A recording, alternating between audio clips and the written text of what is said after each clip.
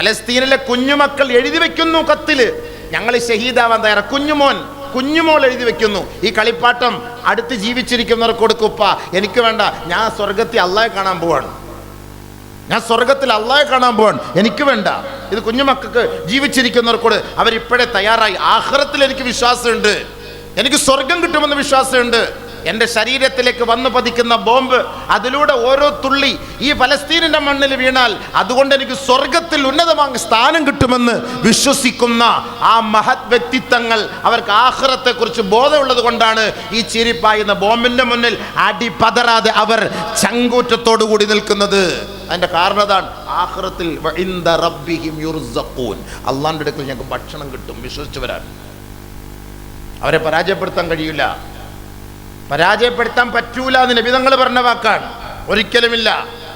ഒരേ ഒരു പരാജയം, ഇനി അവർക്ക് കിട്ടാൻ പോകുന്നത് ഒരേ ഒരു വിജയമാണ്. ആ വിജയത്തോടു കൂടി ലോകാവസാനമാണ്. 2 പ്രാവശ്യമാണ് ഖുദ്സ് മോചിപ്പിക്കപ്പെട്ടത്, 3ാമത്തെ പ്രാവശ്യത്തോടു കൂടി ലോകാവസാനാണ്. ഫത്ഹു ബൈത്തുൽ മഖ്ദിസ് ഖിയാമത്ത് നാളിന്റെ അടയാളമാണ് ബൈത്തുൽ മുഖദ്ദസ് മോചിപ്പിക്കുക എന്നുള്ളത്. എന്തിനാണ് അവർ ഈ ത്യാഗത്തിന്റെ പേരിലും? എന്നാൽ ഞങ്ങൾ മതം മാറിയേക്കാം, ഞങ്ങളെ കൊല്ലല്ലേ, ഞങ്ങളെ വേദനിപ്പിക്കല്ലേ. ഒരു കുഞ്ഞുമോൻ പറയുന്നുണ്ടോ? ഒരു കുഞ്ഞുമോള് പറയാൻ തയ്യാറുണ്ടോ? ഇല്ല, പറയൂല. കാരണം ആഖിറമാണ് വലുത്, സ്വർഗമാണ് വലുത്. കുഞ്ഞു പോയാൽ എന്താ, തള്ള പോയാൽ എന്താ? മരിച്ചുപോയ കുഞ്ഞുമോന്റെ മോളുടെ മയ്യത്തെടുത്ത് ചേർത്ത് പിടിച്ച് പൊട്ടിക്കരയുന്ന ഉമ്മയ്ക്കും സന്തോഷം എന്താണ്? മോനെ, നീ ധൈര്യമായിട്ട് പോയിക്കോ, നാളെ ആഖിറത്തിൽ നമുക്ക് ഒരുമിച്ച് കാണാം.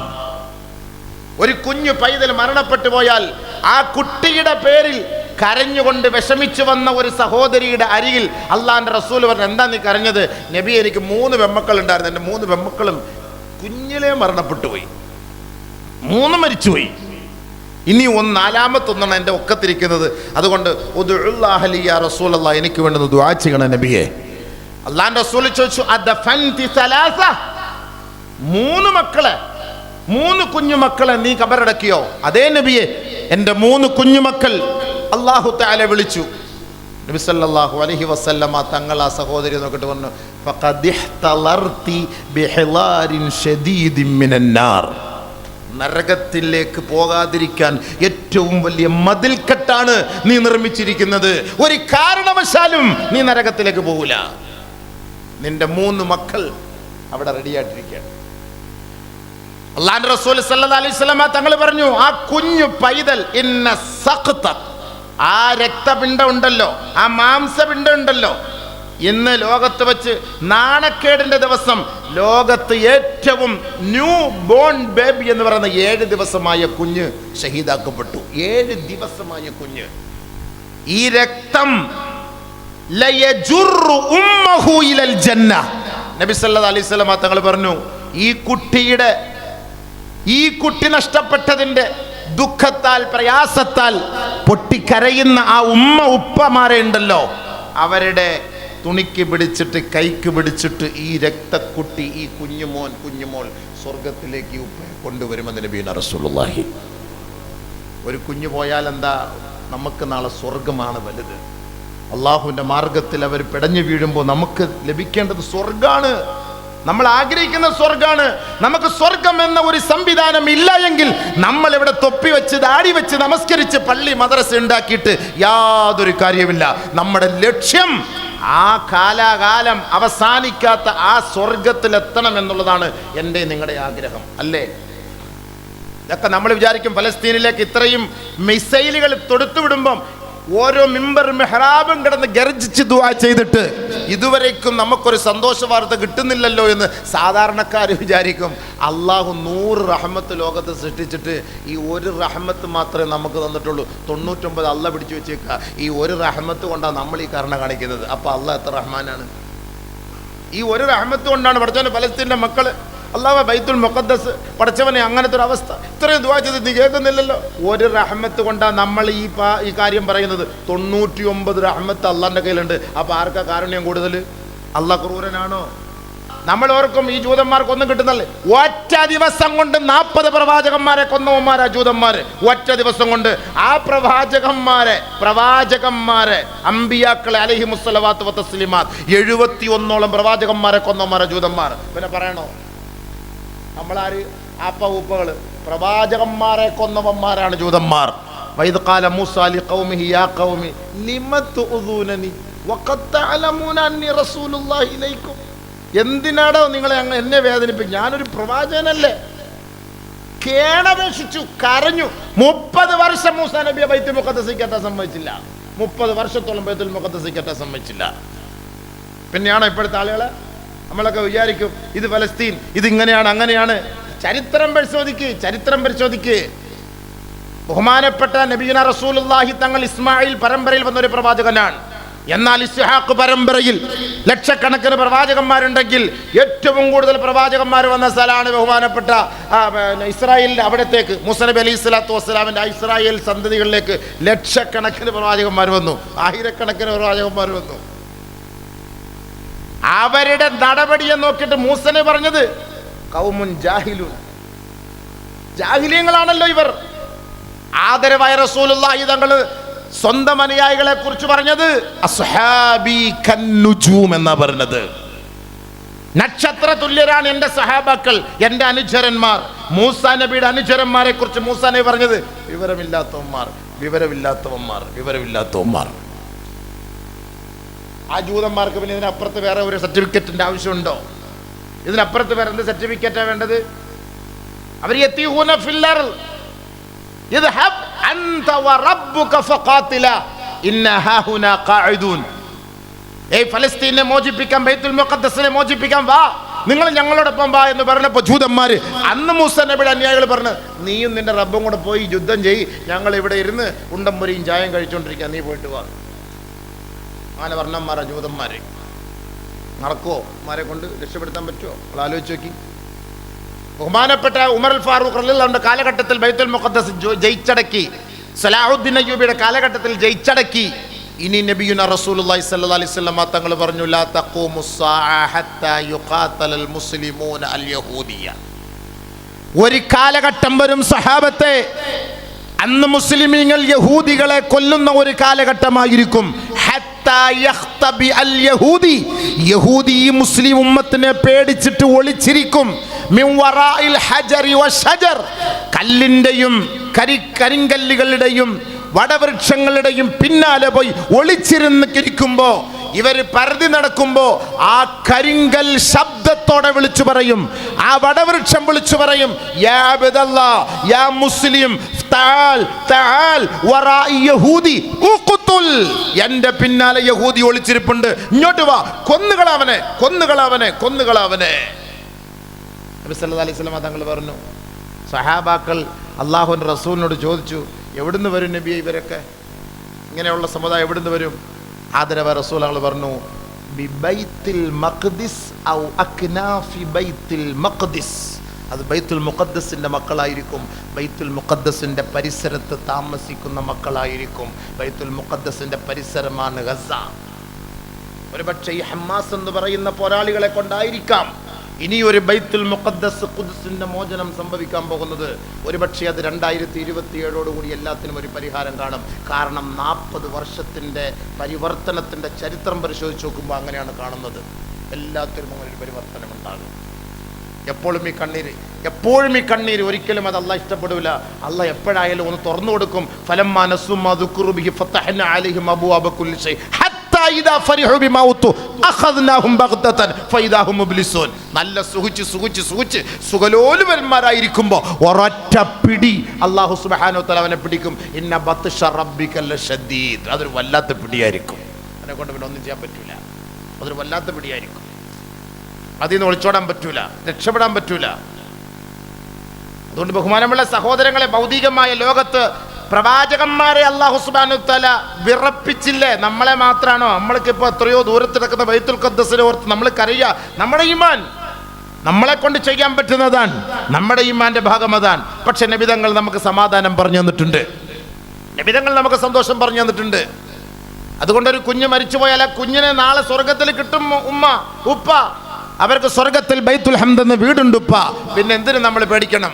നമുക്ക് ആഖിറമാണ് വലുത് സഹോദരങ്ങളെ. ഇന്ന് ഞാൻ നിങ്ങളുടെ മുന്നിൽ ഇത് പ്രസംഗിക്കണമെങ്കിൽ, നവാസ് ഉസ്താദ് ഇന്ന് കോഴിക്കോട് പോയി ഇൽമു പറഞ്ഞു കൊടുക്കണമെങ്കിൽ, ലോകത്തിൻ്റെ പല ഭാഗത്ത് പോകണമെങ്കിൽ, അബ്ദുറഹീം ഉസ്താദ്, യൂസുഫ് ഉസ്താദ്, ഇവരൊക്കെ പല ഭാഗത്തുള്ള ഇൽമുകൾ പറഞ്ഞ് ജനങ്ങൾക്ക് കൊടുത്ത് അവരെല്ലാം ലോകത്തിൻ്റെ പല ഭാഗത്ത് പോകണമെങ്കിൽ ആഖിറം എന്ന ഒരു സംവിധാനത്തെ നമ്മൾ അംഗീകരിക്കുന്നത് കൊണ്ടാണ്.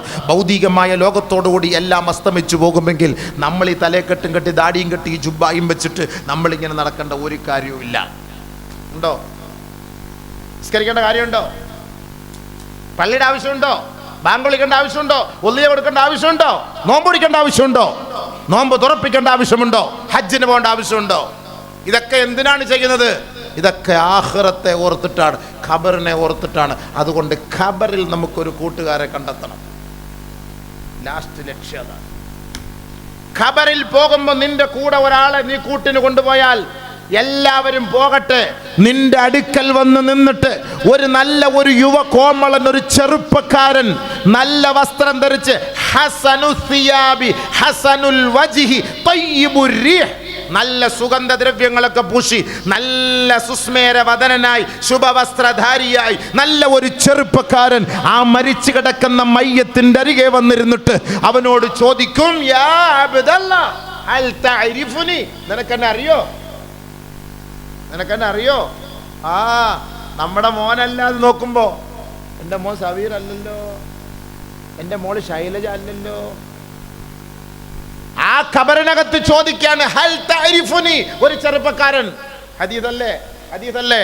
അല്ലേ ഉസ്താദേ? ഇല്ലെങ്കിൽ പറയണം, ഞാൻ പൊട്ടത്തരം വിളിച്ചു പറഞ്ഞു പറയല്ല, നിങ്ങളെ പേടിപ്പിക്കാൻ പറയല്ല. ആ ഖബറിനകത്ത് കൂട്ടുകാരൻ വരും, നിങ്ങൾ വിചാരിക്കൂല്ലാന്ന്. ഹദീസിന്റെ പണ്ഡിതന്മാർ, ആലിമ്യങ്ങൾ, മുദരിസന്മാർ ഇരിക്കുന്നു. പറയട്ടെ, ആ ഖബറിന്റെ ഉള്ളിൽ വന്ന് എല്ലാവരും പോയി, വാപ്പ പോയി, ഉമ്മ പോയി, ഭർത്താവ് പോയി, ഭാര്യ പോയി, മക്കൾ പോയി, ആരുമില്ല. ആ ഖബറിന്റെ ഉള്ളിൽ ആ കുറ്റാക്കൂരിരുട്ടിൽ, ആ മാവാസിൽ, ഇരുണ്ട തുരുത്തിൽ ആരുമില്ല. മലക്കുകൾ വന്ന് നമ്മളെ വിളിച്ചുണർത്തുന്ന സമയത്ത് ഒരു നല്ല യുവ കോമളൻ എൻ്റെ അരികിൽ വന്ന് നിന്നിട്ട് എന്നോട് ചോദിക്കുകയാണ്, ഹൽ തഅരിഫുനി, നിനക്കെന്നെ അറിയോ? ആ മയ്യത്ത് പറയും, ലാ അരിഫുക, എനിക്ക് എന്നെ പരിചയമില്ല. പരിചയമില്ല? ഇല്ലേ? ഇല്ല. പരിചയമില്ല? ഇല്ല. ഒന്ന് നല്ലപോലെ നോക്ക്, ഇല്ല, ഒട്ടും പരിചയമില്ല. എന്നാൽ ഒന്നുകൂടെ നോക്ക്, ഇല്ല, പരിചയമില്ല. എങ്കിൽ ഞാൻ പറയട്ടെ, ഞാൻ ആരെന്ന് പറഞ്ഞോളൂ. അനൽ ഖുർആൻ. എന്താ വാക്ക്? എന്താ വാക്ക് പറഞ്ഞ? അനൽ ഖുർആൻ അല്ലദീ അസ്ഹറ ലൈലക വഅൽമ നഹാരക വഅംനഅക ശഹവതക മിനത് തആമി വശറാബ്.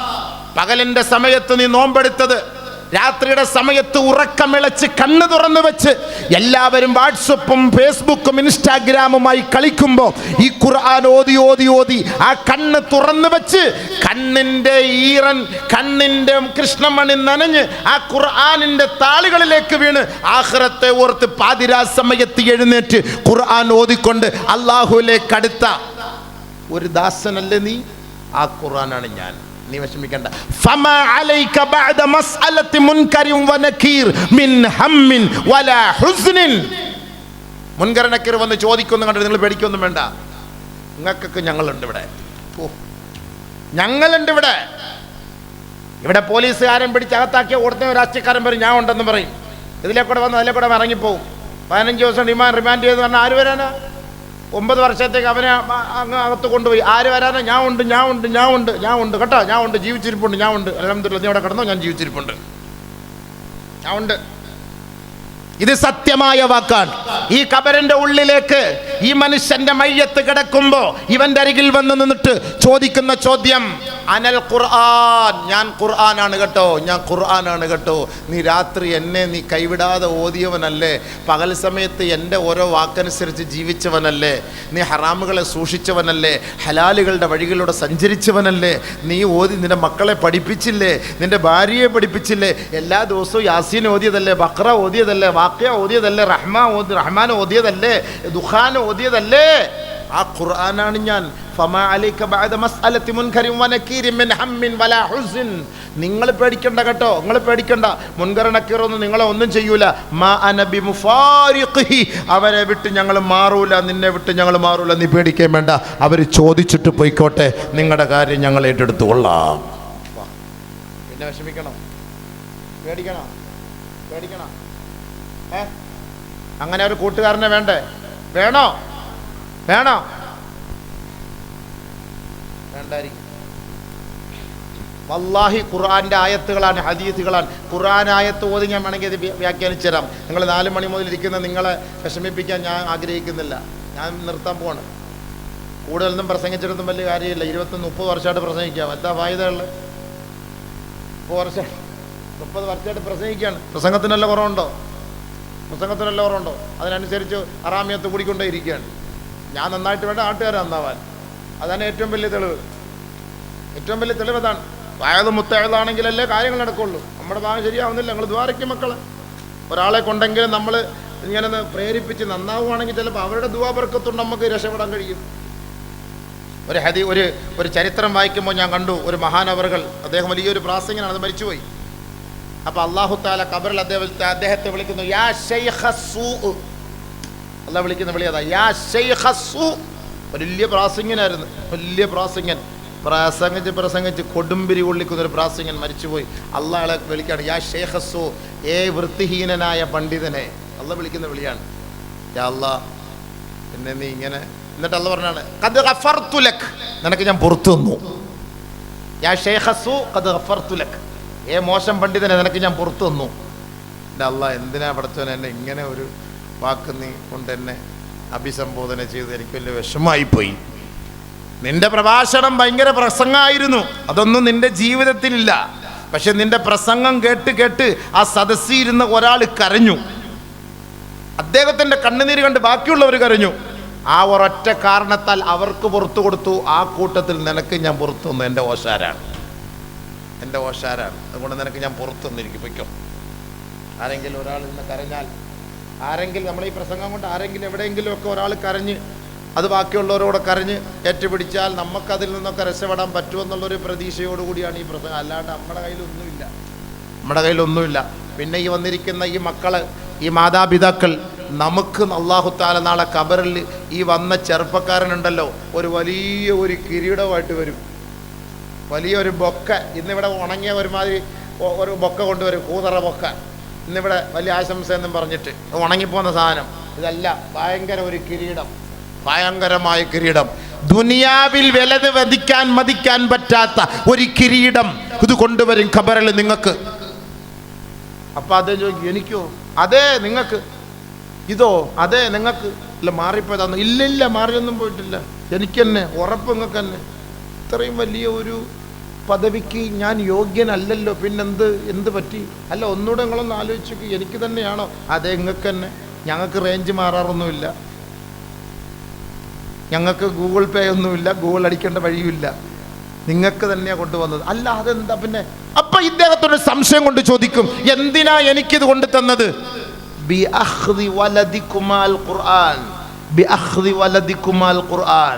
നിന്റെ മക്കളെ നീ ഖുർആൻ പഠിപ്പിച്ചായിരുന്നു. എൻ്റെ മോൻ ഹാഫിളാണ്, എൻ്റെ 3 മക്കൾ ഹാഫിളാണ്, 2 മക്കൾ ഹാഫിളാണ്, എൻ്റെ മോള് ഹാഫിളാണ്, എൻ്റെ മക്കൾ ഹാഫിളാണ്. ആ മക്കളെ നീ ഖുർആൻ പഠിപ്പിച്ച ഒരൊറ്റ കാരണത്താൽ അള്ളാഹുവിൻ്റെ ഭാഗത്ത് നിന്ന് പടച്ചവൻ ഞങ്ങളുടെ കയ്യിൽ തന്നുവിട്ടതാണ്.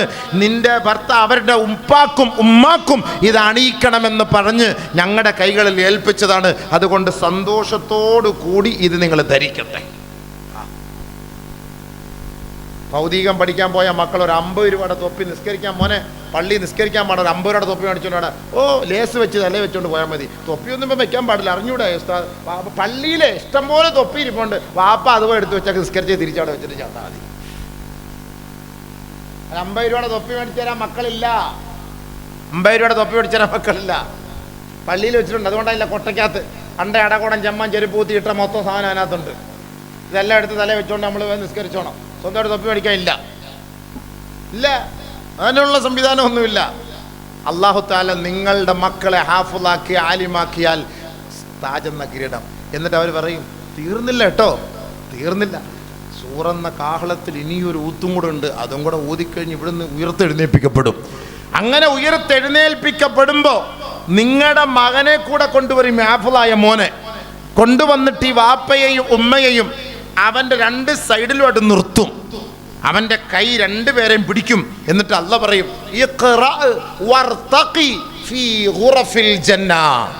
ഒന്നാമത്തെ പടി മുതൽ ഓതാൻ തുടങ്ങിക്കോ മോനെ, ഈ ഖുർആൻ തീരുന്നത് വരെ നീ ഓതിക്കൊള്ളണം.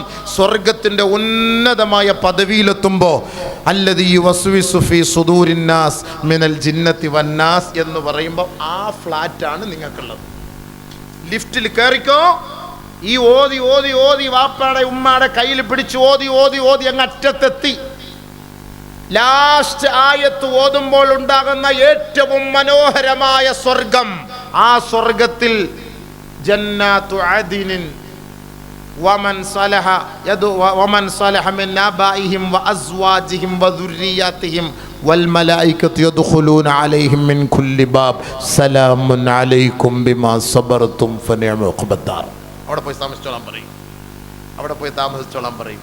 ആരും നിങ്ങളെ ദ്രോഹിക്കാൻ വരില്ല, ആരും നിങ്ങളെ ഭീഷണിപ്പെടുത്താൻ വരില്ല. നിങ്ങളുടെ റൂഹിനെ ഇനി പിടിക്കപ്പെടുകയില്ല, ഒരു ബോംബും വന്ന് വീഴൂല, ഒരു പട്ടിണിയും ഇല്ല, റേഷൻ കാർഡും വേണ്ട, ആധാറും വേണ്ട, പാസ്പോർട്ടും വേണ്ട. വലക്കും ഫീഹാ മാ തശ്തഹി അൻഫുസുക്കും വലക്കും ഫീഹാ മാ തദ്ഉൻ. നിങ്ങൾ ആഗ്രഹിക്കുന്നത് എന്താണോ നിങ്ങൾക്ക് ഇഷ്ടമുള്ളതുപോലെ കിട്ടും. യഥേഷ്ടം യഥേഷ്ടം സന്തോഷിച്ചോളിൻ, വിഹരിച്ചോളിൻ. ഇനി നിങ്ങൾ മരിക്കുകയേ വേണ്ട. ഈ ഒരു സന്തോഷം വേണോ? വേണോ? ഹാഫിളീങ്ങളായ വാപ്പ മക്കളെ, ഹാഫിളീങ്ങളായ മക്കൾക്ക് ആ വാപ്പമാരുടെ ഭാഗ്യമാണ്. പേടിക്കണ്ട, സന്തോഷിക്കാം, സന്തോഷിക്കാം. അള്ളാന്റെ റസൂല് പറഞ്ഞു ഇന്നലിൽ ഖബരി ലമ്മ. ഖബർ ഞെരിക്കും കേട്ടോ, ഖബർ ഞെരിക്കും കേട്ടോ. ഖബറിന് ഞെരിക്കുണ്ട്. ഖബറിന്റെ ഞെരുക്കത്തിൽ നിന്ന് രക്ഷപ്പെടുത്തപ്പെടുന്ന ചില ആളുകൾ മാത്രമാണ്. അമ്പിയാക്കളെ ഖബർ ഞെരുക്കൂല. അതിൽ ഒരു വിഭാഗത്തെ ഖബർ ഞെരുക്കൂല. ആരത്? ഹാമിലു കിതാബില്ലാ, അല്ലാഹുവിന്റെ ഖുർആൻ ചുമക്കുന്നവർ, അല്ലാഹുവിന്റെ കലാം ചുമക്കുന്നവർ, അവരെ ഖബർ തൊടുക പോലുമില്ല. ഇദാ മാത ഹാമിലു കിതാബില്ലാ ഇദാ മാത ഹാമിലുൽ ഖുർആൻ. ഒരു ഹാഫിളായ വ്യക്തി മരിച്ചു പോയാൽ അദ്ദേഹത്തിന്റെ മയ്യത്ത് ഖബറിലേക്ക് ഇറക്കുന്ന സമയത്ത് ഔഹല്ലാഹു തആല ഇലൽ അർള് അല്ലാ തഅകുല ജിസ്മഹു. ഖബറിനോട് അല്ലാഹു നേരിട്ടിടപെടും. ഖബറേ, ഇവനെ തൊട്ടുപോകരുത്, ഇവനെ തൊട്ടുപോകരുത്. ഇതെന്റെ കലാം പഠിച്ചവനാണ്, ഇവനെ തൊട്ടുപോകരുത്. ഉടനെ ഖബറിന്റെ മറുപടി യാ റബ്ബി കൈഫ ആകുലുഹു വകലാമുക ഫീ ജൗഫിഹി. യാ അല്ലാഹ്, ഞാൻ എങ്ങനെയാണ് അവനെ തിന്നുക? പടച്ചവനെ എങ്ങനെ ഞാൻ കഴിക്കും? നിന്റെ പരിശുദ്ധമായ കലാം അവന്റെ ഖൽബിലുള്ളിടത്തോളം എനിക്ക് അവനെ തൊടാൻ കഴിയില്ലല്ലോ പടച്ചവനെ. ഹാഫിളായ മക്കളെ ഖബർ തൊടൂല, ഹാഫിളായ മക്കളെ ഖബർ തൊടൂല, ഖബർ ഞെരുക്കൂല. വസ്തുസ്നിയ മിൻ ലീഖിൽ ഖബർ. ഖബറിന്റെ ഞെരുക്കത്തിൽ നിന്ന് അവരെ ഒഴിവാക്കപ്പെടുന്ന ചില ആളുകളുണ്ട്. അതിൽപ്പെട്ട ഒരു വിഭാഗമാണ് ഖുർആനുമായി ബന്ധപ്പെടുന്നവർ.